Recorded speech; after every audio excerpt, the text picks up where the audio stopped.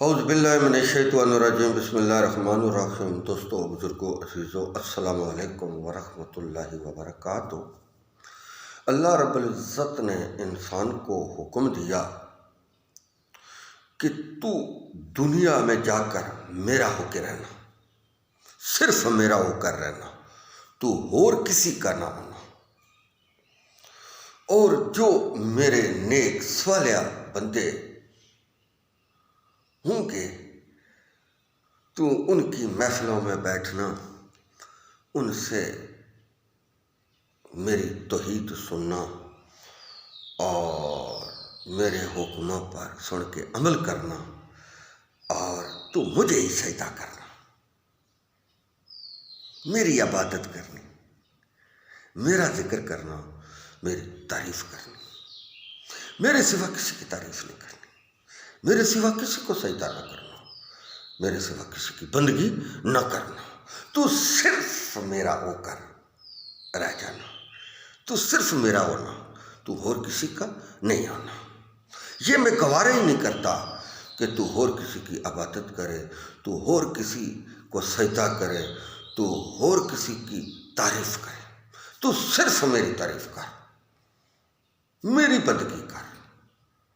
میرا ذکر کر۔ ہر وقت تیرے دل کے اندر میں ہوں، میں تجھے دیکھ رہا ہوں، تو میرے ہی حکم سے چلتا ہے، تو میرے ہی حکم سے پیدا ہوتا ہے، اور تو میرے ہی حکم سے چلتا ہے، تو میرے ہی حکم سے دیکھتا ہے، میرے ہی حکم سے تجھے رزق ملتا ہے، میں ہی تجھے رزق دیتا ہوں، میرے سوا تجھے کوئی رزق نہیں دیتا۔ تیرے لیے ہی میں بارش برساتا ہوں، تیرے لیے ہی میں سبزہ اگاتا ہوں، تیرے لیے ہی زمین سے نباتات پیدا کرتا ہوں، پھل پیدا کرتا ہوں، گندم پیدا کرتا ہوں، جو تیری ضروریات کی چیز ہے وہ میں تجھے پیدا کر کے دیتا ہوں، تاکہ تو دنیا میں خوشحال رہے، میری عبادت کرے۔ میں نے تجھے پیدا اسی لیے کیا، اپنی عبادت کے لیے پیدا کیا۔ تجھے امتحان میں نے ڈالنا ہے، تو نے امتحان میں پڑھنا ہے، آزمائش میں پڑھنا ہے، تو نے میرا ذکر عبادت بھی کرنی، اور تو نے اپنی روزی بھی کمانی۔ یہ دونوں تیرے لیے امتحان ہے، دونوں چیزیں تیرے لیے امتحان ہیں۔ تیری بیوی بھی ہونی، تیرے بچے بھی ہونے، تیرے مائی باپ بھی ہونے، تو ان کے ساتھ بھی اچھا سلوک کرنا، اور ان پر رحم کرنا، احسان کرنا، اور ان کو پالنا، پھر ان کو میرے دین پر گھربند کرنا، ان کو میرے دین کی طرف ان کی رغبت کرنے، 5 وقت کی نماز کا ان کو حکم دینا، میری عبادت کا ان کو حکم دینا، اور زکوٰۃ دینے، کلمہ، حج، زکوٰۃ، نماز، روزہ، اور جتنا مال میں تجھے دوں وہ میری مخلوق پر خرچ کرنا، اور میرا تقوی اختیار کرنا۔ تقوی جو ہوتا ہے نا، تقوی کا اصل جو مقصد ہوتا ہے نا، وہ یہ ہے، اللہ کا ہو جانا۔ بھئی مجھے اللہ نے پیدا کیا، میں اسی کی طرف رجوع کروں گا، یہ ہے اصل میں تقوی، صرف اللہ کا ہو جانا، صرف اللہ کا حکم اور اس کے رسول کا حکم ماننا، اصل میں یہ تقوی ہے۔ وہی کام کرنے جو اللہ اور اللہ کے رسول نے حکم دیا، اور جس کام کا حکم دیا وہ کام کرنا، جس سے اللہ اور اللہ کے رسول نے منع کیا، منع فرمایا، اس کام کو چھوڑ دینا، یہی وہ تقوی ہے۔ بھئی ہر کام سنت کے مطابق کرنا، ہر کام سنت کے مطابق،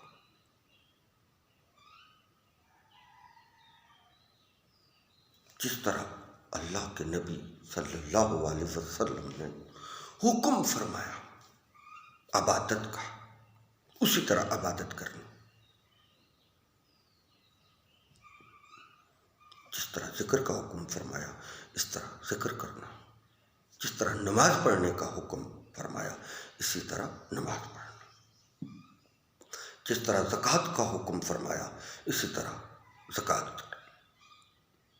جس طرح حج کرنے کا حکم فرمایا اسی طرح حج کرنا، جس طرح نبی صلی اللہ علیہ وسلم نے حکم فرمایا کہ اس طرح اللہ کا تقوی اختیار کرو، اس طرح اللہ رب العزت کی عبادت کرو، اس طرح اللہ رب العزت کی نماز پڑھو، اس طرح اللہ رب العزت کو سجدہ کرو، اس طرح اللہ رب العزت کے آگے جھکو،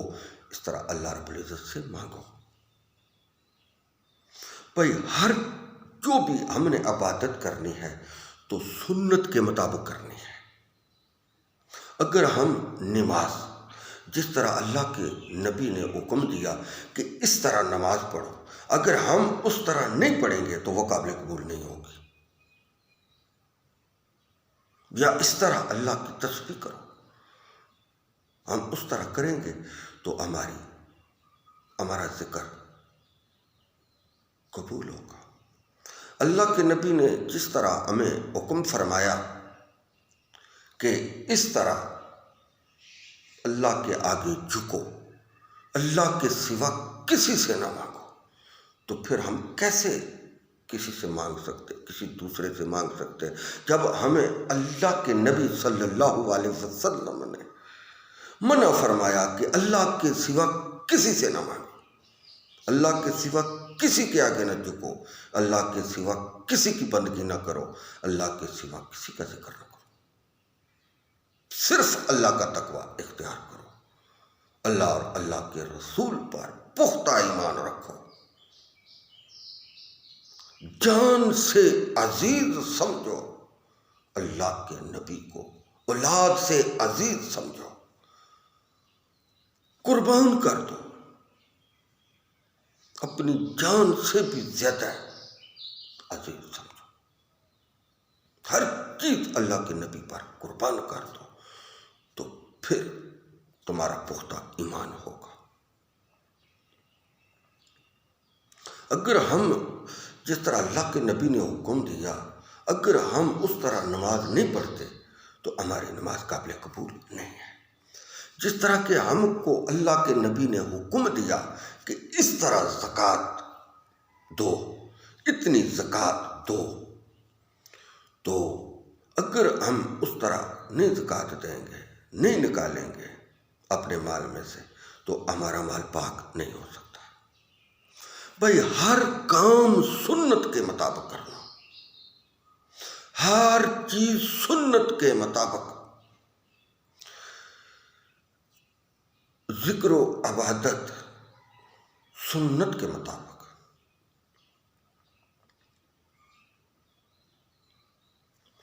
اور دنیاوی زندگی بھی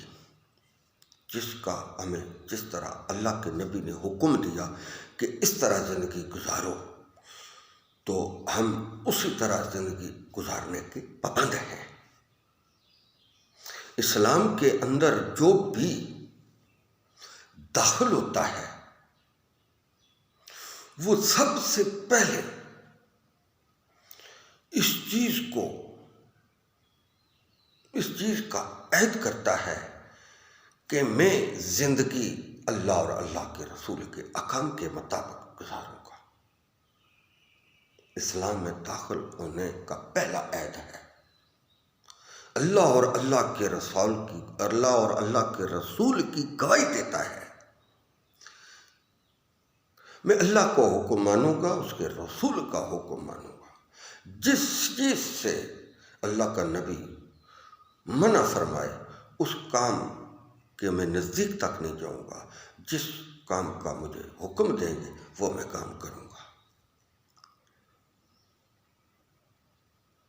اسلام کی بنیاد جو ہے، یہ اسلام میں داخل ہونے کی جو پہلی شرط ہوتی ہے، لا الہ الا اللہ محمد رسول اللہ صلی اللہ علیہ وسلم، یہ اللہ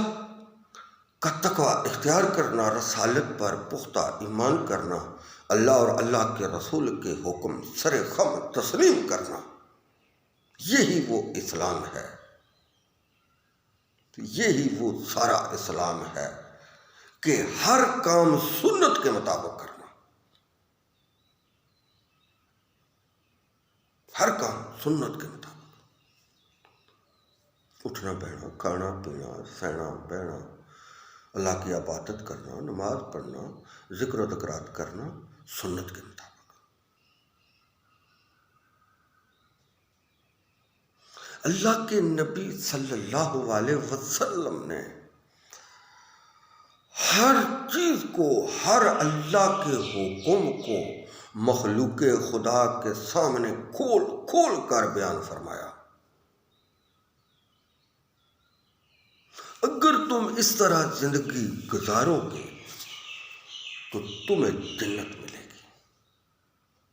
اگر تم سنت کے مطابق نہ عبادت کرو گے، نہ زندگی گزارو گے، تو تمہیں پھر جنت نہیں ملے گی۔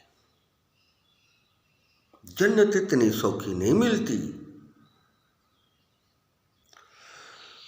ہر عبادت، ذکر، زندگی گزارنا سنت کے مطابق ہو تو جنت ملے گی، ورنہ نہیں ملے گی۔ ہر چیز سنت کے مطابق۔ تو کچھ کھانا کھا رہے ہیں ہم، سنت طریقہ بتایا گیا کہ بسم اللہ پڑھ کے کھائیں، اللہ کا شکر ادا کریں، اے اللہ تو نے مجھے رزق دیا، تیرا ہی رزق میں کھاتا ہوں، تیرے ہی رزق سے جیتا ہوں، تیرا ہی پانی پیتا ہوں، ہر چیز تیری ہے، میرا کیا ہے؟ میرا کچھ بھی نہیں۔ تو بسم اللہ پڑھ کر کھائیں، اپنی طرف سے کھائیں، چھوٹے نوالے کر کے کھائیں، اور 2 گرا یا 3 نوالے کم کھائیں، فل پیٹ بھر کر کھانا نہ کھائیں۔ یہ سنت طریقہ ہے۔ ہم تو دونوں ہاتھوں سے ڈانپ رہے ہوتے ہیں منہ میں، میدانہ خراب ہوگا تو اور کیا ہوگا؟ جیسا کہ پانی بیٹھ کر پی، 3 سانس لے کر پئیں، سنت طریقہ ہے۔ یعنی کہ ایک دم پیتے ہیں، کئیوں کو اتھرو آتا ہے، اللہ کو پیارے ہو جاتے ہیں، کئیوں کو پانی لگ جاتا ہے، اللہ کو پیارے ہو جاتے ہیں۔ تو ہر چیز، کوئی ایسی چیز نہیں ہے کہ جس کا تذکرہ نبی صلی اللہ علیہ وسلم نے نہ فرمایا ہو، جس کی وضاحت نہ مخلوق خدا کے آگے بیان کی ہو۔ تو ہماری جو فلاح ہے یہ سنت کے ساتھ ہماری کامیابی ہے۔ سنت کے مطابق زندگی گزار کر، اللہ کی عبادت کر کر دنیا سے جانا ہماری کامیابی ہے، اور سنت کے خلاف کام کر کے جانا ہماری ناکامی ہے۔ یہ ہمیں بات سمجھ لینی چاہیے۔ سنت کے مطابق زندگی گزارنی کامیابی ہے، اور سنت کے خلاف زندگی گزارنی ناکامی ہے۔ یہی وہ ناکامی کا بڑا سبب ہے کہ اکثر ہم لوگ سنت کے خلاف ہی کام کر رہے ہوتے ہیں۔ اس سے بچنا چاہیے۔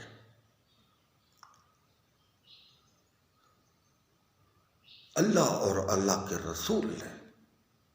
یہی حکم ہمیں فرمایا ہے کہ اللہ اور اللہ کے رسول کے احکام کے مطابق ہی زندگی گزارو تو تمہاری کامیابی ہے۔ ہم سب مسلمان بھائیوں کو،